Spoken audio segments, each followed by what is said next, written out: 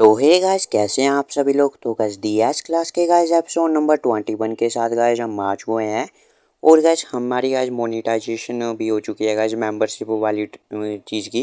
तो इसलिए गाइस आप मेंबरशिप भी ले सकते हैं गाइस हमारी। और गाइस 29 रुपीज़ की है गाइस मेंबरशिप। और गाइस मैं अभी माइक लेना चाहता हूँ गाइस एक भैया का, तो इसके लिए गाइस सपोर्ट कर दो गाइस। 29 रुपीज़ की है गाइस, जो ले सकते हैं वो ले लीजिए। तभी अपना एमसी कहता है ये तुम्हारे लिए सबसे ज़्यादा परफेक्ट ट्रेनिंग है। और वहाँ से वो चाकू निकाल रहा होता है। और तुम किसी को ये नहीं बता सकते हो कि तुम्हें किसने बताया है। तुम हायान को भी नहीं बता सकते हो। तो भी म्यू कहता है लेकिन ये किचन नाइफ्स है बस। और एमसी कहता है हाँ, ये वेपन रिलेटेड स्पोर्ट की स्किल मिल सकती है अगर तुम इन्हें शार्प करते रहोगे। और म्यू कहता है ठीक है, और वो उन्हें शार्प करने लग जाता है। और अपना एमसी भी उसे शार्प करते हुए देख रहा होता है। और वो कहता है बस अगर तुम इन्हें शार्प करते रहोगे इन टूल्स को एज से, तो वो काम बन जाएगा, ऐसा सोच रहा होता है। और तभी वो दिखता है कि वहाँ पे उसने एक लिख के आ चुका होता है जहाँ पे 10,000 था। एमसी सोच रहा है ओ मुझे पता था ये इंक्रीज होगा। फिर एमसी अपने म्यू से कहता है मैंने सुना है तुम एक ऑब्टेन कर सकते हो इक्विपमेंट रिलेटेड स्किल को, अगर तुम ऐसे इनको शार्प करते रहोगे आज को। और मैं तो तुम्हें गारंटी दे सकता हूँ, तुम्हें बस करना है। बोला ठीक है। और एमसी कहता है तुम्हें ये हार्ड काम है बहुत ही, इसलिए तुम्हें 10,000 करनी पड़ेगी। और 1 साल में तो तुम कर ही दोगे। तुम्हें वो कहता है क्या, 10,000 सिर्फ, इतनी सी। और वो अपना वो कहता है ये तो 100 दिन में कर दूंगा मैं। एक दिन में 100 करूँगा लगभग, और 100 दिन में 10,000 हो जाएगी। एमसी कहता है क्या तुम कहने पूरा दिन करने वाले हो। तो अपना म्यू कहता है मैं कॉन्फिडेंट हूँ अपने वर्क के में, और मैं तो इसे 1 मिनट चुटकियों में ख़त्म कर दूंगा। और एमसी कहता है अरे मेरी तरफ नाइफ को मत करो, तुम क्या करने की सोच रहे हो। म्यू कहता है मैं अपना बेस्ट करूँगा, और अब तुम्हारी काइंडनेस को मैं एक दिन ज़रूर पे करूँगा। और बहुत ही खुश हो रहा होता है।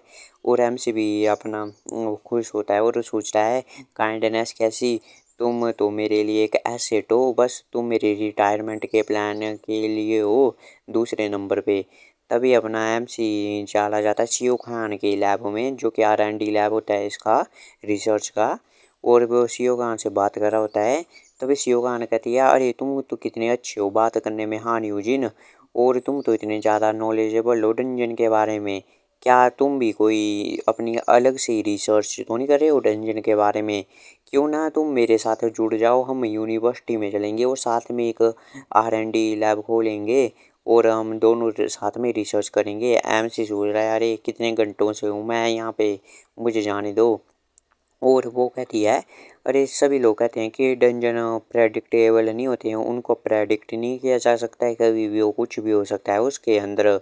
और तुम्हारा क्या कहना है इसके बारे में।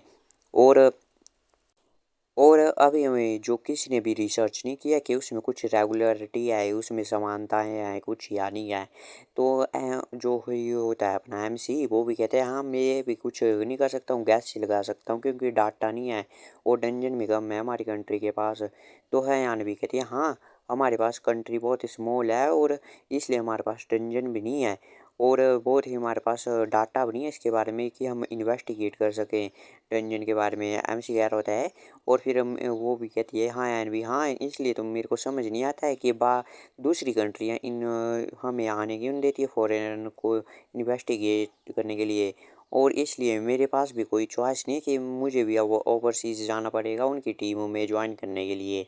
और एमसी भी सोच रहा है तो सीओ कान चली जाएगी अमेरिका फ्यूचर में। और सीओ खान भी वहीं पे सोच रही होती है इसके बारे में ही। और फिर अपने एमसी की सोच रहा होता है कि 3 साल के बाद वो डिस्कवर कर लेगी डंजन के बारे में उनके प्रिंसिपल को अपनी टीम के साथ। और फिर जो अमेरिका होगा उसे सारी दुनिया से रॉयल्टीज मिलेगी, मैं पैसा वैसा मिलेगा सब कुछ। और अगर वो हमारी कंट्री में ही रही और इस प्रिंसिपल को यहीं पे डिस्कवर करे तो। और तभी हाँ कटी है और मैंने ये प्रिपेयर किया है। और एम सी कहता है क्या, बीट जाली।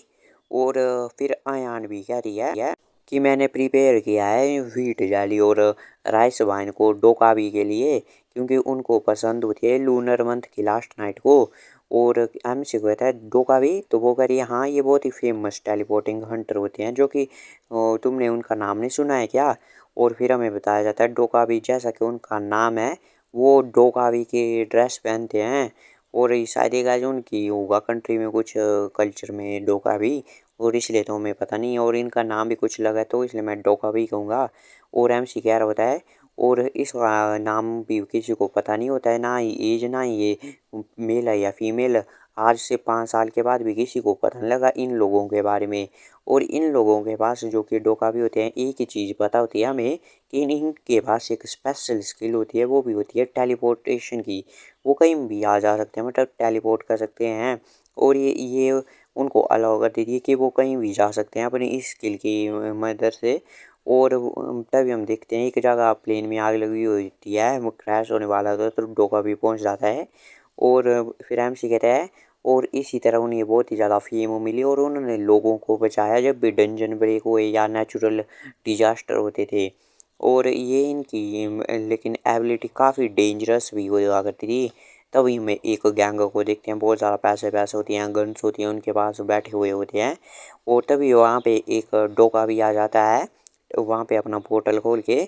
और फिर तभी एक बंदा वो उसकी तरफ गन तान देता है, वो कहता है अरे ये तो डोका भी है, ये यहाँ पे कहाँ से आ गया। और इसकी तरफ गोली चला लेता है, लेकिन डोका भी उसे डॉज कर लेता है।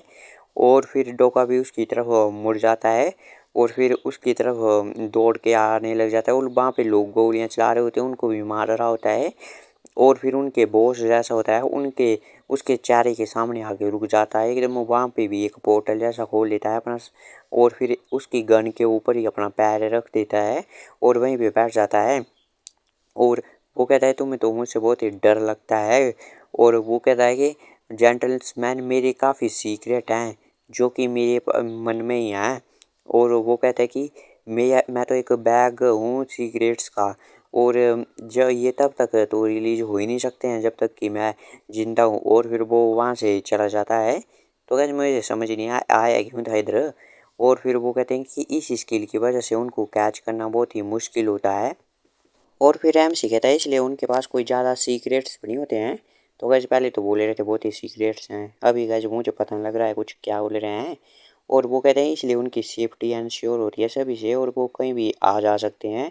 और इधर हाँ यान गैस ये रोस्टेड बकवीट उड़ा रही होती है।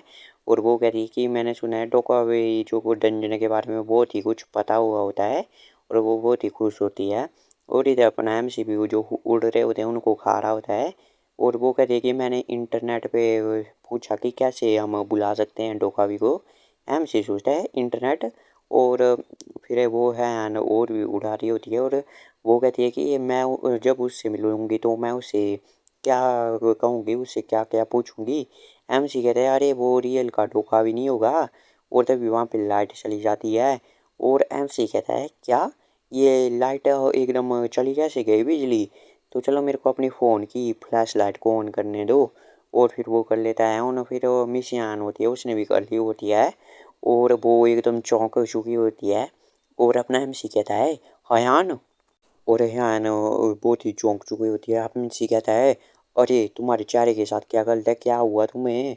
और तभी अपने MC के पीछे हम भी देख सकते हैं बहुत ही खतरनाक सा आदमी होता है। और वह मोस्टर ही लग रहा होता है, वैसे बूट टाइप ही समझ लो आप कुछ। और हयान तो चिल्ला जाती है। और MC उसे पकड़ता है, वो बेहोश हो जाती है। और वो कहते हैं अरे हयान क्या हुआ तुम्हें। और अपना MC भी उसे देखता है और उसे भी डर लग रहा होता है, लेकिन तभी उसकी फियर रेजिस्टेंस हो जाती है एक्टिवेट स्किल। और अपना MC भी काम डाउन हो जाता है। और वो सोचता है शांत हो जाओ, ऐसा तो हो ही नहीं सकता कि एक असली का घोस्ट यानी भूत इस दुनिया में आ जाए। ये मॉन्स्टर हो सकता है या ऐसी परफॉर्मेंस देने वाला जो कि लोगों को डरा सके। तो इसका तो एक ही कल्प्रिट हो सकता है। वो कहता है डोका भी चुप रुक जाओ एकदम, और ये अपना एक्ट बंद कर दो इधर ही। और फिर डोका भी कहता है अरे ठीक है ठीक है ठीक है, इतने पागल में मत हो। और आज मेरे को तो बहुत ही कूल लगा जब ये आता है गैज। और फिर वो कहता है कि मैं तो यहाँ पे इसलिए आया क्योंकि तुम मुझसे मिलना चाहते थे। क्या मैं कुछ ज़्यादा ही तो नहीं कर दिया है मैंने। और मुझे लगा नहीं था कि ये इतने से ये बेहोशी हो जाएगी। और MC ने पकड़ा हुआ होता है हयान को। और फिर अपना MC इसकी स्किल देखता है और वो कहता है कि डो और तुम्हें ज़्यादा एंग्री नहीं हो, गुस्सा ना करो मिस्टर किम। और MC इसकी देखता है स्टेटस, तो वो B रैंक का होता है। और ह्यून हवान होता है इसका नाम, ह्यून ह्यून होता है नाम इसका कुछ। और इसकी 2-4 स्किल भी होती है भाई। और तभी लिख के आता है कि सब्जेक्ट इन्फ्लुएंस नहीं आपके कीबोर्ड से। एमसी सोचता है क्या, ऐसा लगता है कि मैं इसे भी इन्फ्लुएंस कर सकता हूँ।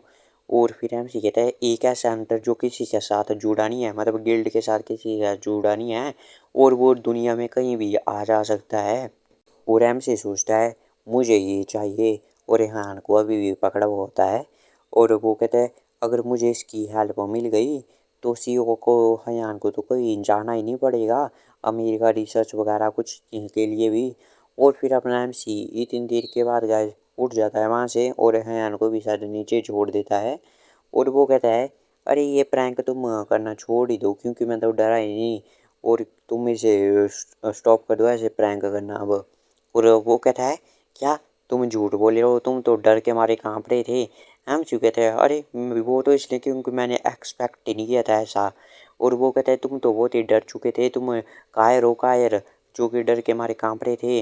और एमसी कहता है मैंने कहा ना तुम एकदम भी डरावना नहीं था, और ये तो चाइल्डिश था। और वो कहता है क्या चाइल्डिश, तुम्हें ये बचपन खेल रखता है क्या बच्चों का ये। और एमसी कहता है अरे क्या तुम बैटल लगाना चाहते हो क्या मेरे साथ, कि तुम मेरे को डरा सकते हो या नहीं डरा सकते हो। और फिर एमसी सोच रहा होता है आज तुम अपने अपोनेंट के साथ मिल चुके हो। तो गाइस ये एपिसोड को यहीं पे ख़त्म करते हैं गाइस, मिलते हैं आपसे अगले एपिसोड में। और गाइस हमारी मेंबरशिप को भी ले लो, और गाइस हमें सुपर थैंक्स भी भेज सकते हो आप।